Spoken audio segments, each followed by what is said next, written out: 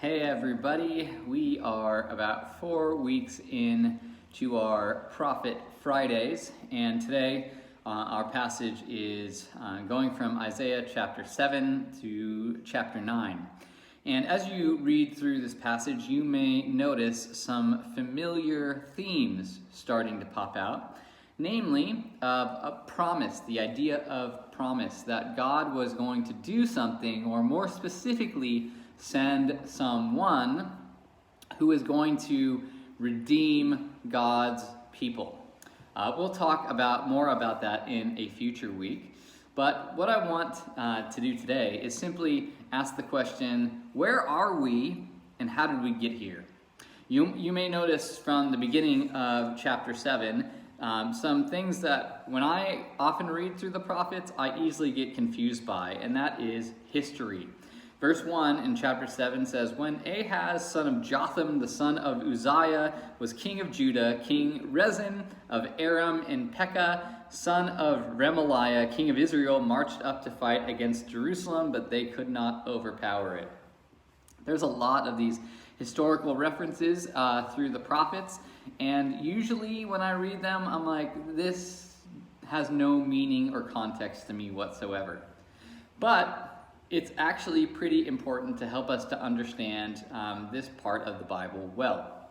So, as Isaiah is giving us some really specific information here, it's important to ask, how did we get here? What does this mean, and how did we get here, and what do we do with it? So, we're going to have a brief little history lesson that takes us all the way to Isaiah chapter 7, and that's this.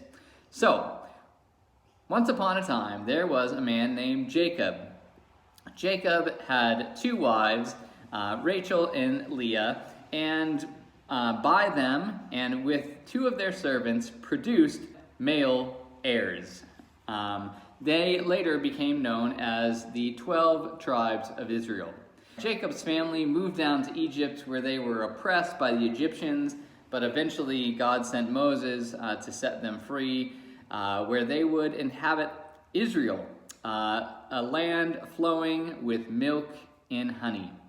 So, for a while, they all existed in peace. They slowly sort of took over the area and divided themselves among different parcels of land, as you can see on this map. And they lived as these separate tribes in these separate spaces until they decided that they wanted a king to unify them. And so through Saul and then David and Solomon, eventually the kingdom of Israel became one unified kingdom, which was really great. However, this did not last very long. Once Solomon died, his son Rehoboam, he heavily taxed another portion of the kingdom. And those people didn't like it very much, and they found another guy named Jeroboam. Rehoboam, Jeroboam. See how it gets so confusing already? And they nominated Jeroboam to be their king, and they split off into making their own kingdom, which then leads to a period of time called the Split Kingdom period. There was the northern kingdom of Israel. The northern kingdom of Israel, as it was known, it was also called Ephraim. You'll see this as we read further into the prophets as a nickname, Ephraim. It had its capital in a place called Shechem, and later on this capital moved to Samaria. In the northern kingdom, they rebuilt new temples for themselves, one located at Dan and another one located at Bethel. Again, this becomes very important. Israel was consisting of 10 of the 12 tribes of Israel, and this kingdom lasted from 930 BC until about 722 BC. The southern kingdom, as a point of difference, was called Judah. So Judah was the southern kingdom. It had an alternative name that sometimes the prophets used, called Zion. Zion was the mountain located in Jerusalem. So sometimes Judah and Zion are intermixed. Its capital was in Jerusalem. Its temple, where they came to worship God, was also in Jerusalem. and it consisted of the two southern tribes of Benjamin and Judah. And the kingdom of Judah lasted from 930 BC all the way to 586 BC, so about 135 years longer than the northern kingdom. Now, these two kingdoms did not get along. As soon as they split over taxes and unfair sort of distribution of wealth, they didn't get along. They constantly went into battle against one another, and while they were disunified like this, the other surrounding nations decided that this would be a good time to sort of impose themselves on these now two weakened kingdoms of Judah and Israel. When they were together, they were strong and allied and could fight against all the neighboring kingdoms around them, but when they were fractured, well, they were easy pickings.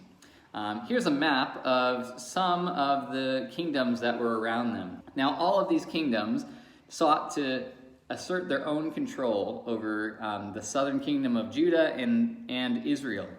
And eventually, as we see, God uses these kingdoms to correct and rebuke his people who have turned away from him.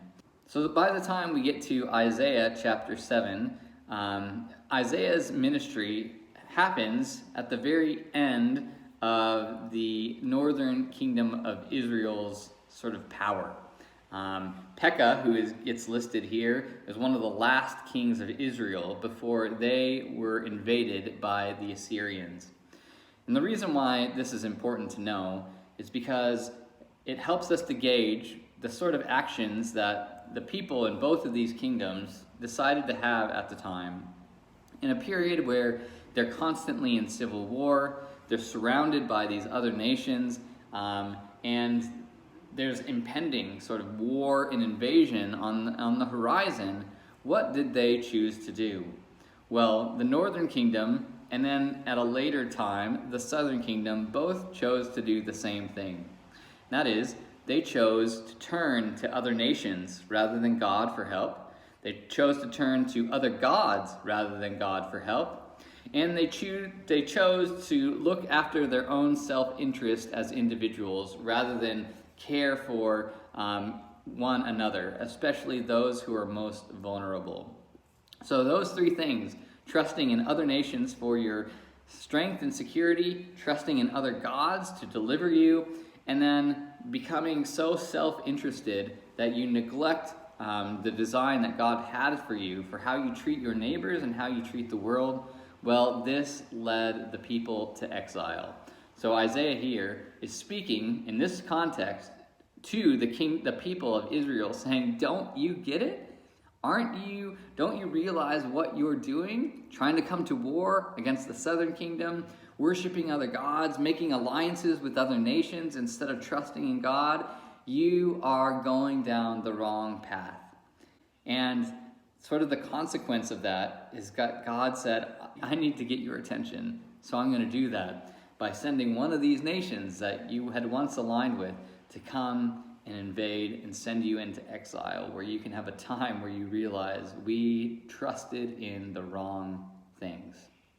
So that's just a little bit of background for Isaiah and how we got here, but it also helps us to ask the question, well, what are the things that are surrounding us? What are the pressures that we experience, and who are we turning to for our help, for our security, and what sort of behavior have we enacted with those around us?